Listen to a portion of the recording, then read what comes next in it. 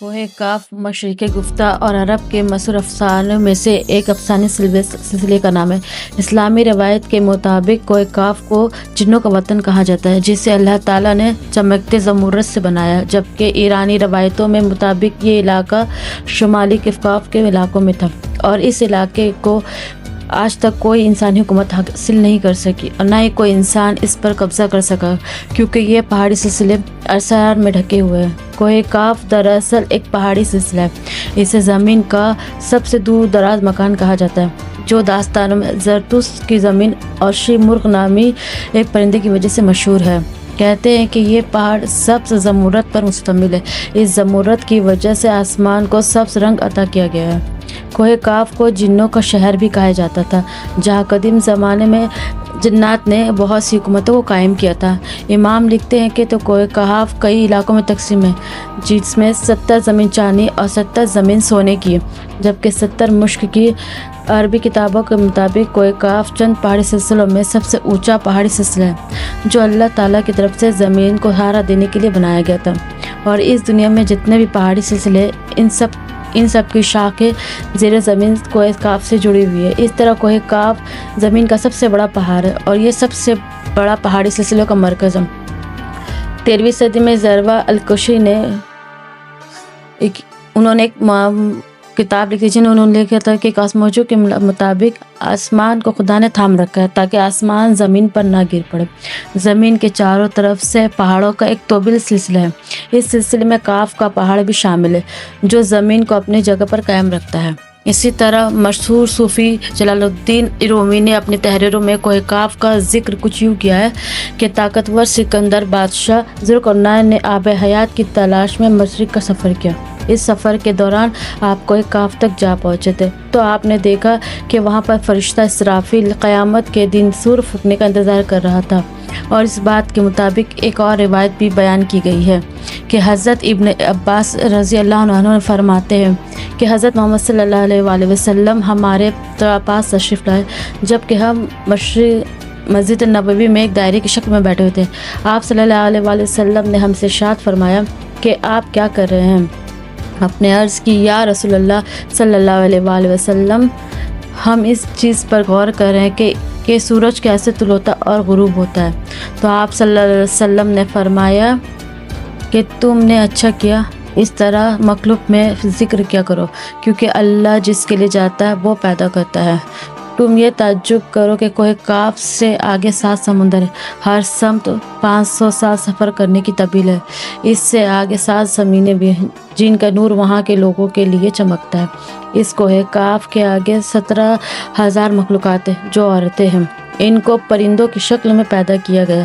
اس کا بچہ پیدا ہوتے ہی ہوا میں اڑنے لگتا ہے اور یہ اللہ کی تصویر سے 1 سیکنڈ کے لیے بھی غافل نہیں ہوتے۔ ان کا کھانا بھی ہوا ہے، ان کا پینا بھی ہوا ہے، ان کا لباس برتن بھی ہوا کے ہیں۔ وہ یہ نہیں جانتے کہ اللہ تعالیٰ نے حضرت آدم علیہ السلام یا ابلیس کو پیدا کیا ہے، اور نہ ہی ابلیس کی اولاد کو جانتے ہیں۔ اللہ تعالیٰ نے کوہ کاف کو دنیا کی جلد کے طور پر پیدا فرمایا۔ یہ ساری دنیا اس پہاڑ کے درمیان ایسے موجود ہے جیسے کوئی انگلی۔ کوئی انسان وہاں نہیں پہنچ سکتا، کیونکہ وہاں پہنچنے کے لیے 4 مہینے اندھیرے سے گزرنا پڑے گا۔ یہ وہ پہاڑ ہے جہاں کوئی سورج اور چاند نہیں ہے، حتیٰ کہ یہ سورج اور چاند کو بھی نہیں جانتے کہ ان کو تخلیق کیا گیا۔ جو روشنی ان تک پہنچتی ہے وہ کاف پہاڑ کی روشنی ہے۔ وہاں موجود لوگ جڑی بوٹی کھاتے اور ان کے جسم پہ کوئی کپڑا نہیں ہوتا۔ کوئی بھی شخص آج تک یہاں نہیں پہنچ سکا۔ کیا یہ وادی واقعی جنوں کا دیس ہے یا پھر کسی اور دنیا میں جانے کا کوئی پراسرار راستہ ہے؟ صحابہ کرام نے پوچھا، یا رسول اللہ صلی اللہ علیہ وسلم، کیا وہ لوگ فرشتے ہیں؟ آپ نے ارشاد فرمایا، نہیں، مگر اللہ تعالیٰ سے فرما برداری بالکل فرشتے جیسی ہے۔ آپ صلی اللہ علیہ وسلم نے فرمایا کہ معراج کی رات میری ملاقات کوہ کاف کے لوگوں سے ہوئی تھی۔ وہاں کے لوگوں نے آپ صلی اللہ علیہ وسلم کے اسلام قبول کرنے کی دعوت کو قبول کیا اور وہ مسلمان ہو گئے۔ صحابہ کرام کے نزدیک کوہ کاف دراصل اس زمین میں موجود پہاڑ نہیں ہے، بلکہ کوہ کاف سے مراد مثال میں واقع وہ پہاڑی سلسلہ ہے جو بذریعہ کش اولیاء کرام مشاہدین میں آتے ہیں، جیسا کہ خواجہ فرید الدین اختار جیسے صوفیاء نے اس تصور کا مشاہدہ کیا۔ در حقیقت میں کوہ کاف شوہر کا ایک دائرہ اور مرید کا حق سمجھا جاتا ہے۔ اسے پا کر بندہ فنا فردہ کے بندے تک پہنچتا ہے۔ بہت سے لوگوں کا ماننا ہے کہ یہ لفظ کسی چیز کے مرکز کو ظاہر کرتا ہے، اور یہ لفظ اتنا مقدس ہے کہ قرآن مجید پوری ایک سورہ کاف ہے، جس کی کاف پہاڑ کی طرف اشارہ، اس میں اللہ تعالیٰ کی معدنیت، موت اور زندگی کا نظریہ پیش کیا گیا ہے۔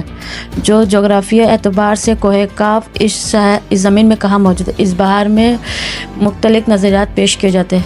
زیادہ تر مورخین اس بات پر اتفاق کرتے ہیں کہ عربن داستانوں میں کوہ کاف دراصل موجودہ روس میں کفکاز یعنی کوہ کاف کے پہاڑی سلسلے میں بلند ترین چوٹی ماؤنٹ ایوریسٹ ہے، جو کہ 18,506 فٹ یعنی 5,642 فٹ بلند ہے۔ یہ واضح نہیں کہ کوہ کاف کا سلسلہ یورپ میں ہے یا ایشیا میں۔ کوہ کاف کے دامن میں چچینیا کی چھوٹی سی جمہوریہ ہے، جہاں رقبہ 15,000 مربع کلومیٹر اور آبادی 10 لاکھ سے بھی کم ہے۔ کوہ کاف کا یہ علاقہ 16ویں صدی سے صفوی ایران، سلطنت عثمانیہ اور روس کے درمیان کشمکش اور معرکوں کا مرکز رہا ہے، مگر چچینیا کے عوام نے اپنی آزادی کے جنگ کا آغاز اس وقت کیا جب 18ویں صدی کے آخر میں جارجیا نے موسکو کے ساتھ اتحاد کر لیا اور چچینیا کا ایک طرف جنوب میں رہ گیا۔ اس کے علاوہ اس میں ارمینیا، آذربائیجان، تاجکستان اور روس اور چچینیا جیسے ممالک بھی شامل ہیں۔ یہ علاقہ قدرتی حسن سے مالا مال ہے، جہاں جانوروں اور پرندوں کی بے شمار اقسامات پائے جاتے ہیں۔